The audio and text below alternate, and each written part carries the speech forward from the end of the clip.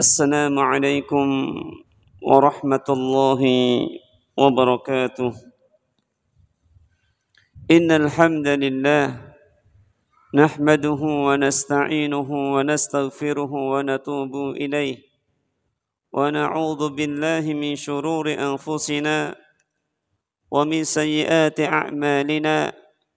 من يهده الله فلا مضل له ومن يضلله فلا هادي له. أشهد أن لا إله إلا الله وحده لا شريك له وأشهد أن محمدا عبده ورسوله لا نبي بعده. اللهم صل وسلم على نبينا محمد وعلى آله وأزواجه وذرياته ومن تبعهم بإحسان إلى يوم الدين. قال الله تعالى في كتابه الكريم بعده: أعوذ بالله من الشيطان الرجيم. يا أيها الذين آمنوا اتقوا الله حق تقاته ولا تموتن إلا وأنتم مسلمون. وقال أيضا: يا أيها الناس اتقوا ربكم الذي خلقكم من نفس واحدة وخلق منها زوجها وبث منهما رجالا كثيرا ونساء واتقوا الله الذي تساءلون به والأرحام إن الله كان عليكم رقيبا. يا أيها الذين آمنوا اتقوا الله وقولوا قولا سديدا يصلح لكم أعمالكم ويغفر لكم ذنوبكم ومن يطع الله ورسوله فقد فاز فوزا عظيما. أما بعد، فإن أصدق الحديث كتاب الله وخير الهدي هدي محمد صلى الله عليه وسلم. شر الأمور محدثاتها فإن كل محدثة بدعة وكل بدعة ضلالة وكل ضلالة في النار، أو كما قال النبي صلى الله عليه وسلم. إخوان في الدين، أعزني الله وإياكم، rahimani wa rahimakumullahu jami'an. Alhamdulillah, segala puji bagi Allah Subhanahu wa taala dengan karunia-Nya, dengan limpahan nikmat yang Allah anugerahkan kepada kita, sehingga pada hari ini dengan izin Allah Subhanahu wa taala Allah kumpulkan di salah satu majlis min majalisil ilm yang semoga Allah Subhanahu wa taala memberikan keberkahan di dalamnya. Di pagi hari kita meninggalkan pekerjaan-pekerjaan kita, kita tinggalkan kesibukan-kesibukan kita untuk duduk, untuk hadir di salah satu majlis min majalisil ilm yang akan kita bacakan di dalamnya qala Allah wa qala Rasul. Semoga kita mendapatkan curahan doa dari Nabi sallallahu alaihi wasallam. Apa doa dari Nabi sallallahu alaihi wasallam? Allahumma barik li ummati fi bukuriha. Ya Allah, ini doanya Nabi Muhammad sallallahu alaihi wasallam. Apakah kita tidak senang didoakan oleh Nabi kita Muhammad sallallahu alaihi wasallam, seorang hamba yang penuh dengan kelemahan, yang penuh dengan kekurangan ini? Apakah tidak ingin meraih doanya Nabi Muhammad sallallahu alaihi wasallam untuk umat? Apa doanya? Allahumma barik li ummati fi bukuriha. Ya Allah, berikanlah keberkahan untuk umatku fi bukuriha, di waktu paginya. Masya Allah, ya, saya senang pada hari ini bisa berkumpul dengan teman-teman, apalagi ada kedatangan dari teman yang jarak yang tidak dekat, ya, tapi Masya Allah bisa menyempatkan untuk hadir. Semoga ini salah satu jalan pintas kita menuju surganya Allah Subhanahu wa taala.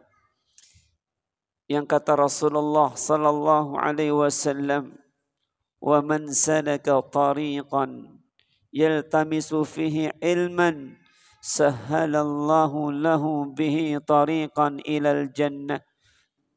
Barang siapa yang meniti jalan, di jalan tersebut ia menuntut ilmu, ilmu din, ilmu agama. Sahalallahu lahu bihi tariqan ilal jannah.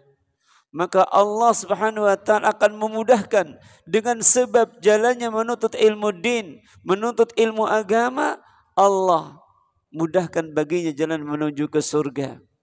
Yang banyak orang sebagian berpaling daripada ilmu, berpaling daripada majlis ta'lim, majlis ilmu, padahal di dalamnya banyak pintu-pintu keberkahan. Ada di dalamnya banyak pintu-pintu rezeki yang Rasulullah sallallahu alaihi wasallam kabarkan, sebutkan, wa majtama'a qaumun fi baitin min buyutillah yatluna kitaballah wa yatadarasunahu bainahum illa nazalat alaihimus sakinah wa ghasyiyatuhumur rahmah wa hafathumul malaikah wa dzakarahumallahu fiman indah. Inilah kabar dari Rasulullah sallallahu alaihi wasallam untuk para pecinta, bagi para perindu untuk berjumpa dengan Allah, untuk bisa berjumpa dengan Rasulullah sallallahu alaihi wasallam di surga kelak nanti.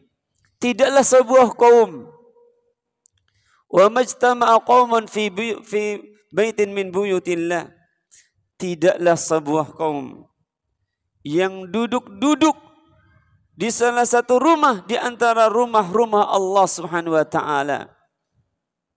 Dan kita sedang berkumpul di salah satu rumah Allah Subhanahu wa taala. Kemudian apa?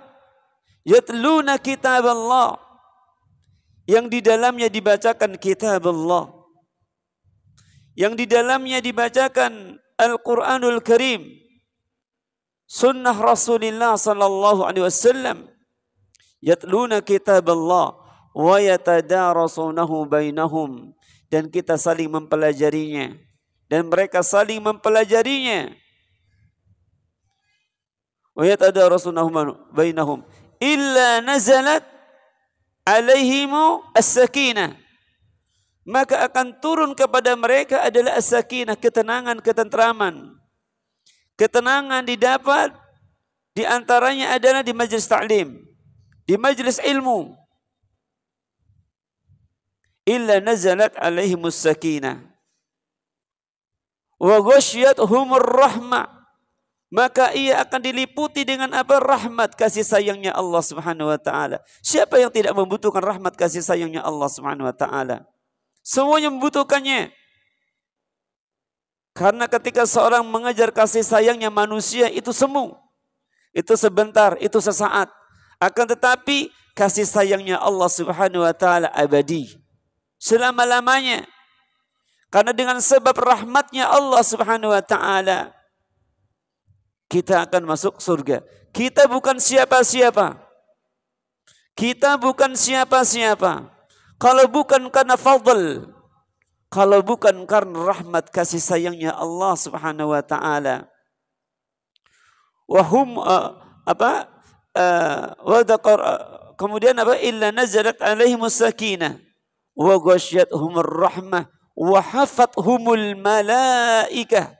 Kemudian malaikat mengurumuninya, malaikat mendoakan, malaikat memohonkan ampun kepada Allah Subhanahu wa taala bagi orang-orang yang berada di majlis ta'lim. Hatta al-hitan fil juhar, hatta al-hitan fil bahr, wan namal fil juhar, sampai ikan yang berada di lautan, sampai semut-semut yang berada di lubang-lubangnya, di sarangnya, mereka semua mendoakan kebaikan bagi orang yang mengajarkan kebaikan dan bagi orang yang mendengarkan kebaikan. Duduk-duduk di majlis ta'lim, di majlis ilmu.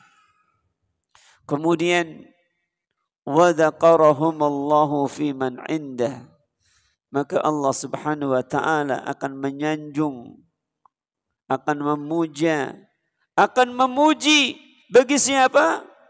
Bagi orang-orang yang duduk-duduk di salah satu rumahnya untuk mempelajari kitab Allah, untuk mempelajari kalam Allah.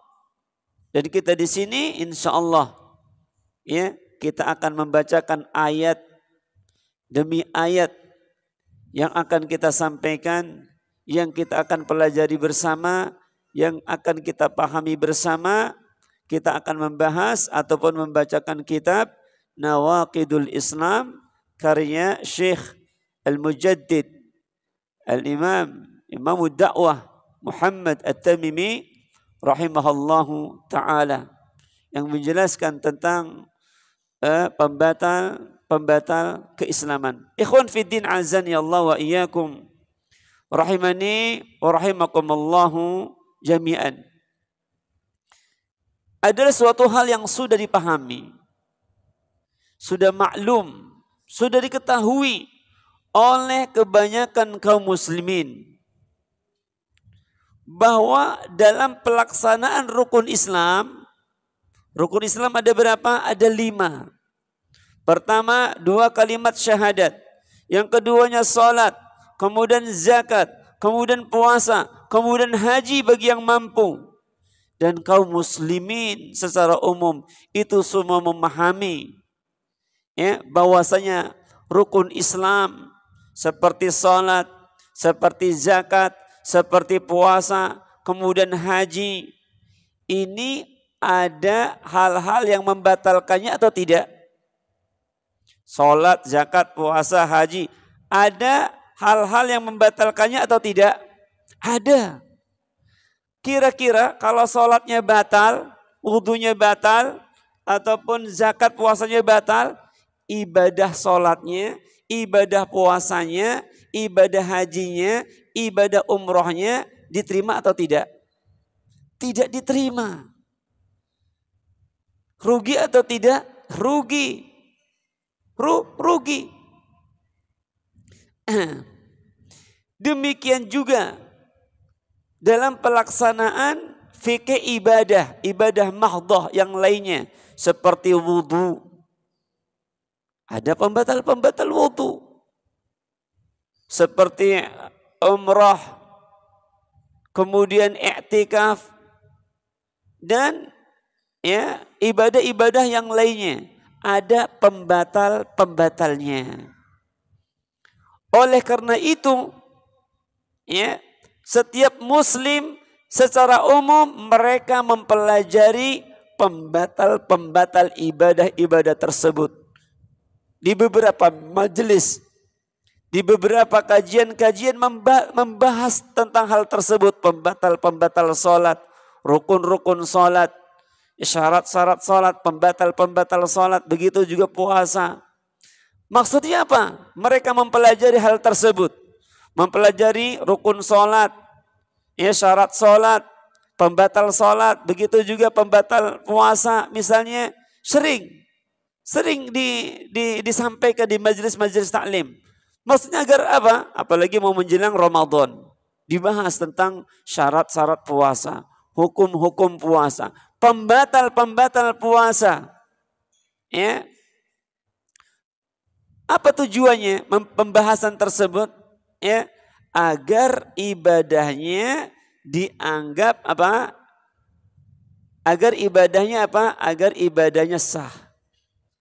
Jangan sampai ibadah-ibadahnya itu tidak sah, tidak berpahala karena melakukan apa? Pembatalnya. Namun akan tetapi menjadi hal yang sangat memprihatinkan. Menjadi hal yang sangat memprihatinkan, sangat sedikit, sangat jarang dari kaum muslimin yang memahami bahwa syahadat keislamannya bisa batal. Selama ini yang diperhatikan adalah pembatal sholat. Jangan sampai sholatnya batal, jangan sampai puasanya batal. Enggak boleh melakukan ini dan itu, nanti puasanya batal. Sehingga ya akan tetapi sangat sedikit kaum muslimin Bahkan di antara kita yang perhatian terhadap apa namanya? Yang perhatian terhadap ini. Terhadap pembatal-pembatal keislamannya. Sehingga sedikit pula yang mempelajari, sedikit pula yang perhatian akan hal tersebut. Ya, pentingnya mempelajari pembatal-pembatal yang akan bisa menghilangkan keislaman yang ada pada dirinya, yakni rukun Islam yang pertama. Padahal jika rukun Islam yang kedua sampai kelima, salat, zakat, puasa, haji misalnya, ataupun ibadah-ibadah mahdhah yang lainnya seperti umrah, kemudian i'tikaf, berwudu misalnya, ada hal-hal yang membatalkannya, tentunya terkait rukun Islam, misalnya salat, zakat, puasa, haji misalnya, ya, ada hal-hal yang membatalkannya, iya atau tidak? Iya. Tentunya terkait dengan rukun Islam yang pertama, yang merupakan pondasi dari seluruh rukun Islam yang berikutnya, yakni 2 kalimat syahadat, maka ini mestinya harus lebih layak, lebih diprioritaskan untuk mempelajarinya, karena 2 kalimat syahadat syarat apa? Syarat apa? Syarat ibadah. 2 kalimat syahadat syarat ibadah, syarat sholat gitu. Syarat apa? Hah? 2 kalimat syahadat syarat apa? Syarat masuk Islam.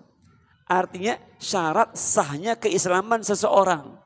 Orang sholat, orang puasa, orang haji, belum mengucapkan 2 kalimat syahadat, diterima enggak sholat ibadah hajinya? Enggak. Ya.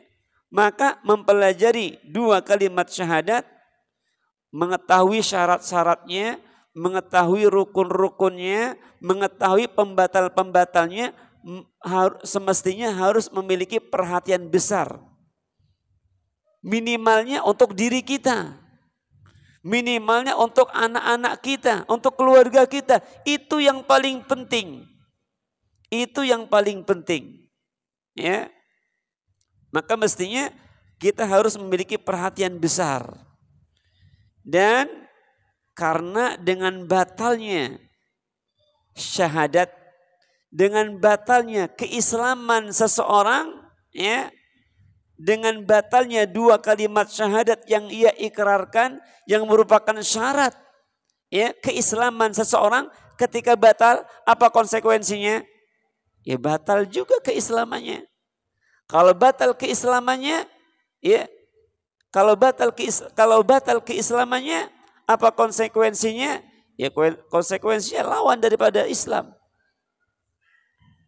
Dan ibadah-ibadah semuanya tidak diterima di sisi Allah Subhanahu wa taala. Allah enggak butuh. Allah enggak butuh.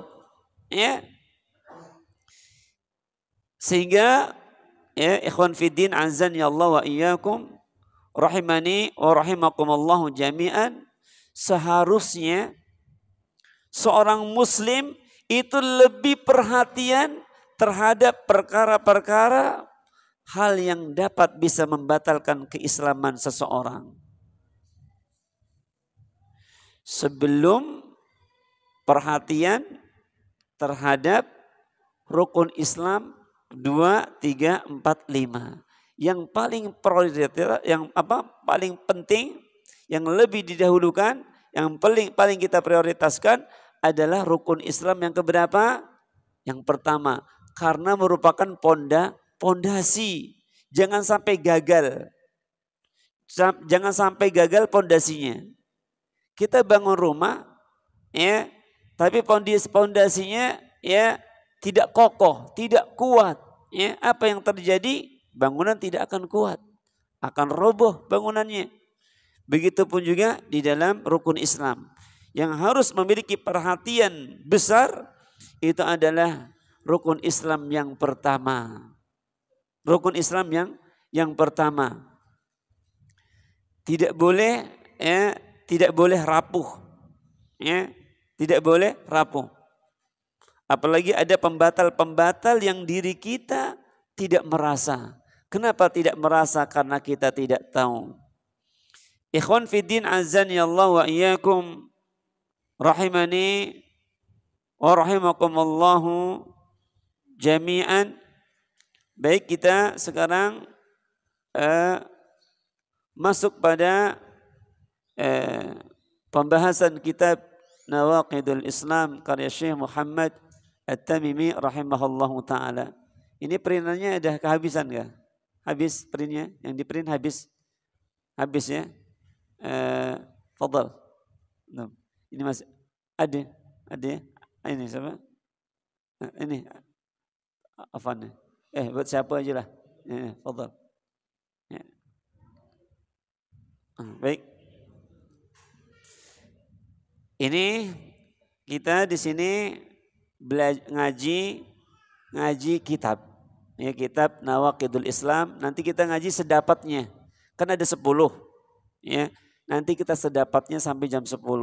Sedapatnya berapa itu enggak jadi masalah. Nanti yang sisanya kalau ada yang belum terselesaikan nanti mungkin kita bahas di majelis yang lain. Ya. Bismillahirrahmanirrahim. Qala al-muallifu rahimahullahu ta'ala Syekh al-Mujaddid Muhammad Imam Da'wah Muhammad At-Tamimi rahimahullahu ta'ala. Ya. Muallif pengarang kitab Syekh Muhammad Al-Mujaddid, pembaharu Imam Da'wah Syekh Muhammad At-Tamimi rahimahullahu ta'ala, beliau mengatakan apa? I'lam anna nawaqidul islami asyaratun. Ketahuilah bahwa yang membatalkan keislaman seseorang itu ada 10. Ada 10 ya. Ada 10 pembatal keislaman. Ya. Akan tetapi perhatikan di sini 10 yang akan disebutkan oleh Syekh Muhammad At-Tamimi rahimahullahu ta'ala ya, dari pembatal-pembatal salat ya, bukan berarti hanya ada 10 saja, banyak sebenarnya. Tetapi yang dimaksudkan oleh Syekh menyebutkan 10 di sini adalah ya, yang beliau sampaikan ya dalam akhir pembahasan ini, yaitu kesemuanya itu termasuk perkara yang paling berbahaya. Jadi yang 10 yang disebutkan oleh Syekh ini yang paling berbahaya. Jika ada pada diri seseorang melakukan pembatal-pembatal yang ke-10 ini, sangat berbahaya. Dan yang paling banyak sering terjadi. Pembatal keislaman ya, sangat-sangat banyak. Namun dengan memahami ke-10 ini nanti yang kita akan bahas 10 ini diharapkan nanti dapat dijadikan sebagai acuan ketika mengetahui 10 pembatal keislaman ini. Sebagai acuan untuk memahami pembatal yang tidak disebutkan. Karena ini adalah pokok. Karena ini adalah yang paling inti, yang paling berbahaya.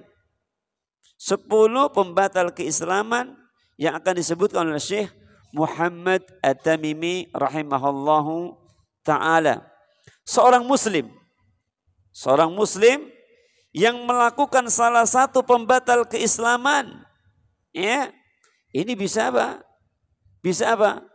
Kalau seorang melakukan pembatal, satu saja pembatal dari pembatal-pembatal keislaman, ya, dianggap muslim atau tidak? Tidak.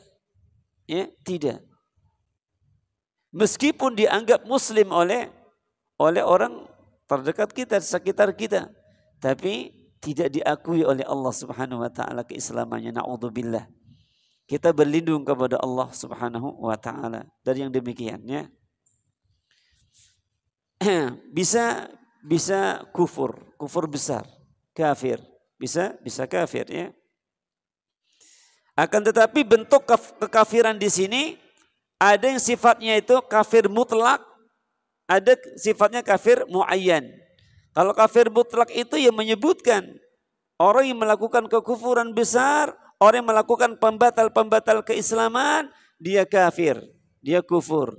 Maka ini mutlak. Mutlak. Dan juga tidak boleh apa? Tidak boleh mentakyin. Mentakyin itu menentukan siapa-siapa yang dianggap menurut kita kafir. Maka ini tidak boleh. Ini tidak boleh ya. Kecuali orang-orang yang memang sudah jelas kekufurannya. Ya, kecuali orang-orang yang telah jelas kekufurannya ya.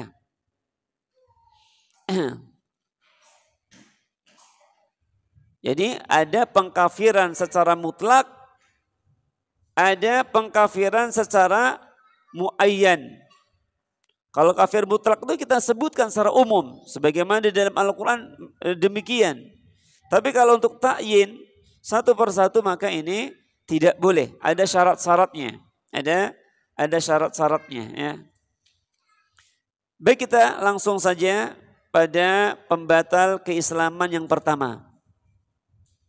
Pada pembatal keislaman yang pertama. Apa pembatal keislaman yang pertama? Ayo baca, Anton baca.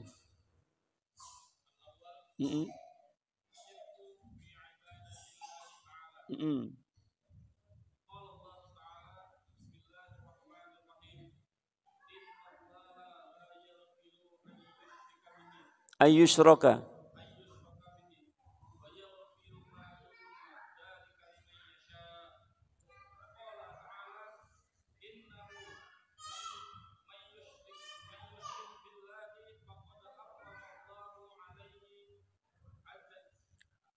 Alaihil jannah.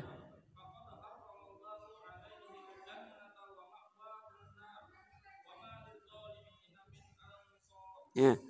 Dari 10 pembatal keislaman yang disampaikan oleh Syekh Muhammad At-Tamimi rahimahullahu ta'ala, yang pertama itu adalah asyirku fi ibadatillah. Berbuat syirik ya di dalam beribadah kepada Allah Subhanahu wa ta'ala. Ini pembatal keislaman yang pertama yang diletakkan oleh Syekh Muhammad At-Tamimi rahimahullahu ta'ala di dalam ya pembahasan kitab ini. Kitab Nawaqidul Islam. Pembatal-pembatal keislaman. Allah Subhanahu wa ta'ala, mana dalilnya? Dalilnya adalah Allah Subhanahu wa ta'ala berfirman, Innallaha la yaghfiru an yushraka bihi wa yaghfiru ma duna dzalika liman yasha wa man yusyrik billah faqad iftara itsman 'azima. Sesungguhnya Allah tidak mengampuni dosa syirik, dan Allah Subhanahu wa ta'ala mengampuni dosa yang selain ataupun di bawah daripada kesyirikan. Liman yasha, bagi orang-orang yang dikehendakinya. Wa may yusyrik billah, siapa orangnya yang berbuat syirik kepada Allah Subhanahu wa ta'ala, yang mempersekutukan Allah Subhanahu wa ta'ala, faqad iftara itsman 'azima, maka sungguh ia telah berbuat dosa yang sangat besar. Tidak ada dosa besar yang paling besar daripada kesyirikan. Karena asyirku billah a'dhamul zulmi. Syirik kepada Allah Subhanahu wa ta'ala kezaliman yang paling zalim, maksiat di atasnya maksiat, itu adalah asyirku billah. Kemudian Allah Subhanahu wa ta'ala berfirman, wa may yusyrik billah faqad harramallahu alaihil jannah wa ma'wahu an-nar wa ma lidh-dhalimin min ansar. Orang yang berbuat syirik kepada Allah, orang yang mempersekutukan Allah Subhanahu wa ta'ala, maka Allah akan haramkan baginya surga. Orang yang diharamkan baginya surga, muslim atau kafir? Yang diharamkan surga, muslim atau kafir? Konsekuensinya demikian. Wa ma'wahun nar, dan tempat kembalinya adalah neraka. Wa ma lidh-dhalimina min ansar, tidak ada bagi orang-orang zalim seorang penolong pun. Baik, sekarang kita akan menjelaskan pengertian daripada asyirku billah. Kita akan menyebutkan pengertian definisi daripada syirik. Syirik. Ini yang merupakan salah satu pembatal keislaman. Pembatal keislaman yang nomor 1. Asyirku billah. Apa itu syirik? Ya, Ustaz. Apa itu syirik? Apa definisinya syirik itu? Kira-kira apa syirik itu definisinya? Bang Difki, ya, fadal. Maman asyirik. Perhatikan. Syirik itu adalah taswiyatu ghairillahi billah fima huwa min khasaisillah. Ini definisi syirik. Ya. Karena untuk mengetahui sesuatu itu terkadang kita membutuhkan definisinya. Sehingga jangan sampai kita terjerumus di dalamnya. Syirik itu adalah taswiyatu ghairillahi billah, mensetarakan, menyamak-nyamakkan, mensejajarkan, ya, ghairillahi billah, selain Allah dengan Allah, fima huwa min khasaisillah, ya, dengan apa-apa yang menjadi kekhususan bagi Allah Subhanahu wa ta'ala. Makanya kalau untuk kehati-hatian boleh-boleh saja, seperti meletakkan lafaz, ya, misalnya meletakkan apa? Lafaz, kan ada yang ada lafaz itu ya, disejajarkan ya. Meskipun mungkin ini kita kehati-hatian, untuk kehati-hatian jangan sampai kita masuk pada taswiyatul ghairillahi billah, mensejajarkan, menyamakan. Seperti itu ya. Kalau bisa taruh di atasnya, lafaz Muhammad di bawahnya. Kan biasanya disejajarkan lafzul jalal Allah, lafaz Muhammad, begitu. Dikhawatirkan. Ini untuk kehati-hatian boleh-boleh saja. Kehati-hatian, ya, letakkan lafzul jalal Allah di atas kalau memang dia membutuhkannya. Baik. Jadi mensejajarkan, menyamakan, ya, mensetarakan selain Allah dengan Allah yang menjadi kekhususan bagi Allah Subhanahu wa ta'ala. Di antara kekhususan Allah itu ada 3. Kekhususan bagi Allah meliputi tiga hal. Meliputi 3 hal yang menjadi kekhususan bagi Allah. Yang pertama, kekhususan bagi Allah di dalam masalah apa? Rububiyahnya. Nanti kita akan jelaskan. Kemudian yang kedua, yang menjadi kekhususan bagi Allah berkaitan dengan apa? Berkaitan dengan uluhiyahnya. Yang ketiga, yang menjadi kekhususan bagi Allah berkaitan dengan apa? Asma wa sifat. Asma wa sifat. Ya. Ini definisi apa? Definisi asyirku billah. Definisi apa namanya? Syirik. Kemudian sekarang kita menyebutkan macam-macam syirik. Macam-macam syirik.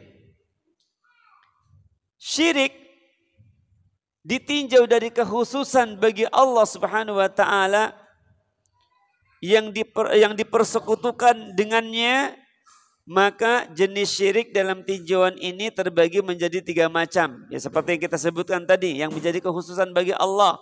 Yang pertama, syirik di dalam masalah rububiyah. Yang kedua, syirik di dalam masalah uluhiyah. Yang ketiga, syirik di dalam masalah asma wa sifat. Jangan sampai kita terjerumus di dalam jurang ataupun dosa syirik, baik di dalam masalah rububiyah, uluhiyah, asma wa sifat. Karena konsekuensinya apa? Konsekuensinya apa? Kalau kita sampai terjatuh di dalam jurang syirik apa? Syirik di dalam masalah rububiyah, uluhiyah, asma wa sifat. Kemudian kita meninggal. Sebelum meninggal belum sempat kita bertaubat kepada Allah Subhanahu wa taala. Konsekuensinya apa? Kalau dia meninggal terjerumus dalam jurang dosa kesyirikan, kan mungkin dia tidak tahu syirik dalam masalah rububiyah, uluhiyah, asma wa sifat. Kemudian dia mati belum bertaubat kepada Allah, dia tidak merasa apa konsekuensinya? Konsekuensinya tadi, faqad harramallahu alaihil jannah. Yang bilang siapa? Yang bilang Allah Subhanahu wa taala. Apa kata Allah? Wa may yusyrik billah. Allah yang bilang, siapa yang berbuat syirik kepada Allah Subhanahu wa taala, faqad harramallah, Allah akan haramkan baginya surga. Diharamkan surga. Wa ma'wahun nar, tempat kembalinya adalah neraka. Wa ma lidzalimina min ansar, tidak ada baginya seorang penolong pun bagi orang-orang yang zalim. Karena di antara kezaliman yang paling zalim, dosa besar yang paling besar, yang tiada tandingannya adalah dosa syirik. Makanya ini harus memiliki perhatian besar dalam hidup kita. Ya. Baik, sekarang pertama syirik di dalam masalah rububiyah. Apa itu syirik di dalam masalah rububiyah? Syirik di dalam masalah rububiyah artinya adalah ya, kepemilikan rububiyah pada makhluk. Nanti kita akan jelaskan. Seperti apa contohnya? Meyakini bahwa mereka ataupun kita ya merasa memiliki kemampuan untuk menciptakan, merasa memiliki kemampuan untuk memberikan rezeki, untuk menghidupi misalnya, menghidupi keluarga misalnya, ya, tanpa ya, melibatkan Allah Subhanahu wa taala. Dia menisbatkan semuanya pada kemampuan-kemampuan dirinya. Menisbatkan kepada profesi pekerjaan-pekerjaannya. Menisbatkan kepada pendapatan bulanannya. Ingat, khawatir kalau sampai kita lengah hati kita, lalai hati kita dari mengingat Allah Subhanahu wa taala, seakan-akan itu semua murni hasil dari apa? Dari keahlian kita. Maka dikhawatirkan di sini masuk dalam ya, terjerumus dalam apa? Syirik di dalam masalah rububiyah. Rububiyah. Ya. Ini dikhawatirkan ya, ketika memiliki keyakinan demikian, maka terjerumus dalam jurang apa? Syirik di dalam masalah rububiyah. Karena hakikat zat yang maha pemberi rizki itu adalah Allah Subhanahu wa taala. Itu adalah Allah Subhanahu wa taala. Makanya dalam doa diajarkan oleh Nabi sallallahu alaihi wasallam, jangan menisbatkan segala sesuatunya serta merta karena kekuatan diri, karena kemampuan diri. Tidak. Ya Hayyu ya Qayyum birahmatika astaghith. Wahai zat yang maha hidup, zat yang maha berdiri sendiri, ya, astaghith, aku memohon pertolongan. Astaghith, aku memohon pertolongan. Wala takilni ila nafsi tarfata ain. Jangan ya, jangan hati ini wala takilni, jangan serahkan segala sesuatunya kepada diriku. Ya, tarfata ain, sekalipun sekejap mata, maka nisbatkan semuanya kepada Allah Subhanahu wa taala dengan selalu bersyukur, dengan selalu memuji bahwasanya apa yang kita lakukan sekarang ya, aktivitas-aktivitas kita untuk mendapatkan ya, sebagian daripada harta kita, maka itu sebagai wasilah saja, sebagai sebab saja, akan tapi zat yang memberikan apa? Memberikan rezeki itu adalah Allah Subhanahu wa taala. Maka boleh mengajarkan kepada anak kita. Meskipun yang memberikan uang jajan itu adalah kita sebabnya. Tapi boleh mengajarkan kepada anak kita, nah ayo doa dulu. Doa minta agar Allah berikan uang jajan gitu ya. Ayo doa dulu, doa ya Allah, saya mau minta uang jajan ya Allah. Boleh mengajarkan. Ya, karena Rasulullah mengajarkan demikian. Dalam hadisnya, apa kata Rasulullah? Idza sa'alta fas'alillah wa idza ista'anta fasta'in billah. Jika kamu minta, mintalah kepada Allah Subhanahu wa taala. Wa idza ista'anta fasta'in billah. Jika kamu mohon pertolongan, mintalah pertolongan kepada Allah Subhanahu wa taala. Hadis ini mengajarkan tentang akidah. Hadis ini mengajarkan tentang tauhid. Sehingga ketika sudah tumbuh kembang, dewasa, besar kelak nanti, dia bertemu dengan berbagai macam ujian, cobaan dan seterusnya, hatinya kembali kepada Allah Subhanahu wa taala. Tidak tenggelam pada permasalahan-permasalahannya, tapi dia lupa dengan Allah Subhanahu wa taala. Ya. Makanya pentingnya anak-anak kita ya diajarkan doa-doa. Maksudnya apa? Biar hatinya kembali kepada Allah. Menemukan kesulitan misalnya, kembali kepada Allah. Allahumma la sahla illa ma ja'altahu sahla wa anta taj'alul hasna idza syi'ta sahla. Nah, seperti itu. Kemudian doanya Nabi Yunus, la ilaha illa anta subhanaka inni kuntu minal zalimin. Ketika dalam kondisi dimakan apa? Ikan ya, gelap gulita di dalamnya. Baca doa itu keluar gitu. Ini diantara doa mohon kesulitan ya. Dengan membaca doanya Nabi Yunus. Maka pentingnya anak di usia dini, terutama di usia anak-anak TK itu ya diajarkan ya hadis-hadis Nabi, diajarkan doa-doa meskipun dia dapat satu hadis, dua hadis, dapat satu doa, dua doa, itu adalah Masya Allah, nanti bekal nanti udah besarnya nanti, bisa dirasakan nanti ya. Ini ya tadi syirik di dalam masalah rububiyah. Syirik di dalam masalah rububiyah. Menyandarkan ya berkaitan yang menjadikan kekhususan bagi Allah seperti apa? Memberikan rezeki, menghidupkan, mematikan ya, kemudian menciptakan, itu kan kekhususan bagi Allah. Nah, ketika yang menjadi kekhususan bagi Allah tersebut terbetik dalam benak kita bahwasanya kalau bukan karena saya, anak-anak saya akan kelaparan semua, sampai segitunya ya.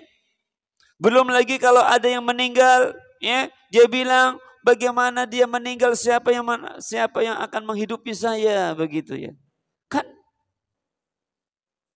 refleks dari lisan. Kenapa refleks dari lisan? Apa sebabnya refleks dari lisan? Apa sebabnya refleks dari lisan dengan mengatakan demikian? Karena bersumber dari keyakinan. Keyakinan yang sudah mendalam, yang masuk ke dalam hatinya. Dan itulah yang disebut dengan keyakinan kesyirikan di dalam masalah rububiyah. Ya. Makanya pentingnya belajar tauhid. Paling tidak menyelamatkan diri kita dulu. Sebelum kita menyelamatkan orang lain, bagaimana menyelamatkan orang lain, diri kita aja masih rusak. Masih rusak tauhidnya, masih rusak akidahnya, masih bercampur baur di dalam hatinya kesyirikan-kesyirikan yang ada dalam keyakinannya. Ini syirik di dalam masalah rububiyah. Yang kedua adalah syirik di dalam masalah uluhiyah. Syirik di dalam masalah uluhiyah. Apa itu syirik di dalam masalah uluhiyah?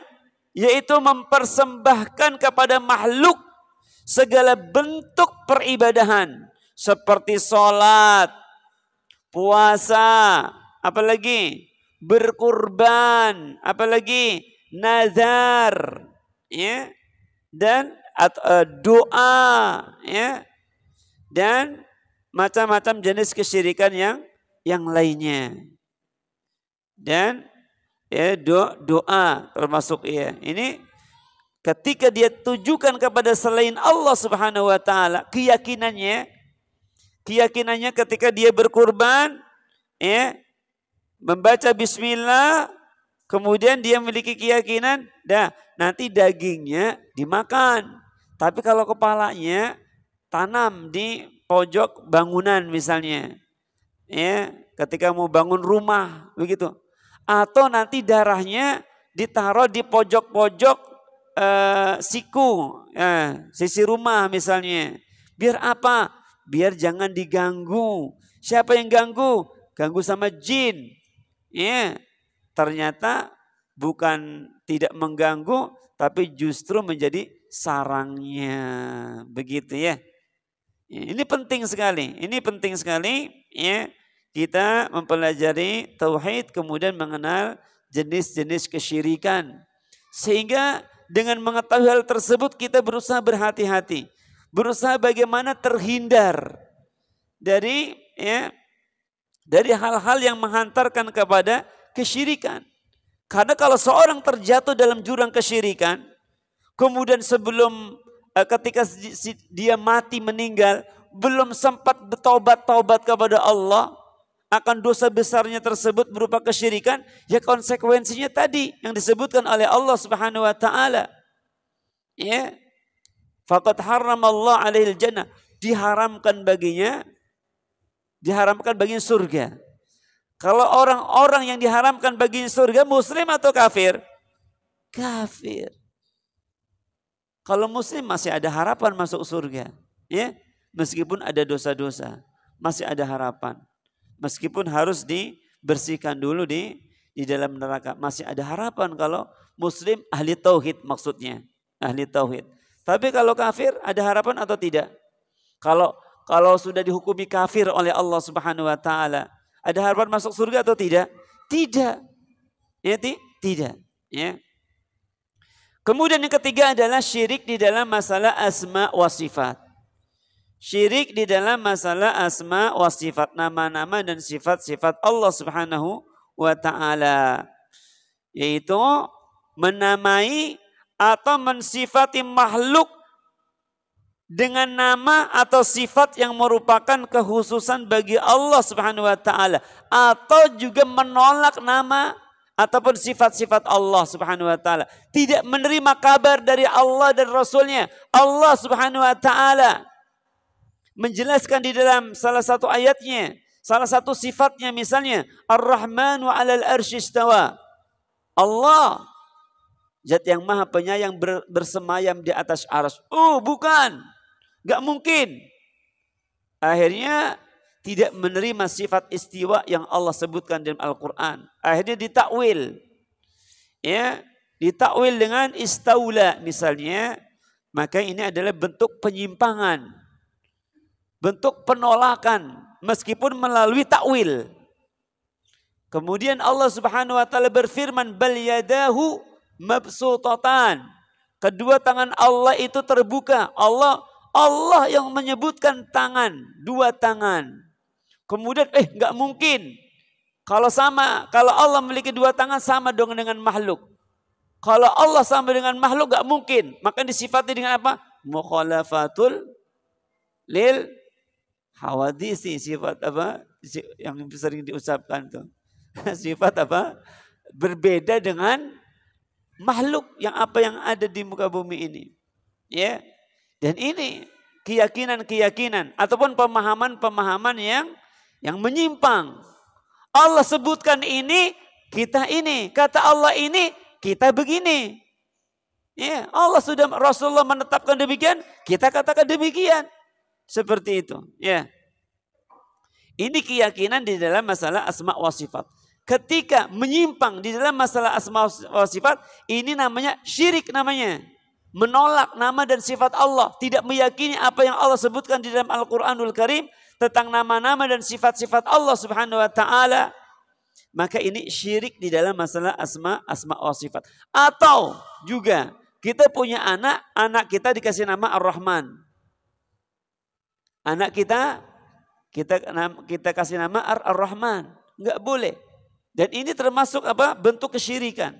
Kenapa bentuk kesyirikan? Karena lafaz ataupun nama Ar-Rahman ini menjadi kekhususan bagi Allah Subhanahu wa taala. Menjadi kekhususan bagi Allah Subhanahu wa taala. Kalau mau boleh, tapi disandarkan, diidofahkan dengan lafaz Abdurrahman. Ini nama yang paling dicintai oleh Rasulullah. Abdullah, Abdul Khaliq, Abdul Razak, itu ya. Abdurrahim, gitu ya. Ini boleh, boleh.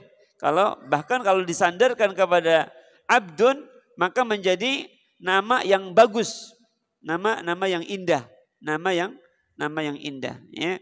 Makanya perhatikan juga kasih nama anak, jangan terlalu berlebih-lebihan. Kasih nama anaknya Jibril. Ya. Iya. Ada nama anaknya kasih Jibril. Ini enggak boleh ya. Jibril malaikat mah, malaikat Jibril. Ya, bagusnya kasih nama-nama yang indah. Dan juga jangan terlalu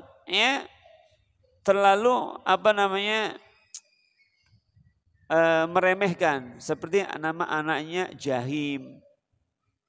Namanya Jahim. Katanya kenapa anak Jahim?